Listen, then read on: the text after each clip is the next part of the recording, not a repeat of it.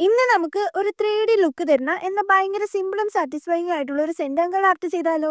ഇവിടെ പിന്നെ വരയ്ക്കേണ്ട പണി എന്ന് പറയാനായിട്ട് ആകെ ആ ഒരു സർക്കിൾസ് മാത്രമേ ഉള്ളൂ. അത് പിന്നെ നമുക്ക് കോമ്പസ് യൂസ് ചെയ്തിട്ട് വരയ്ക്കാമല്ലോ.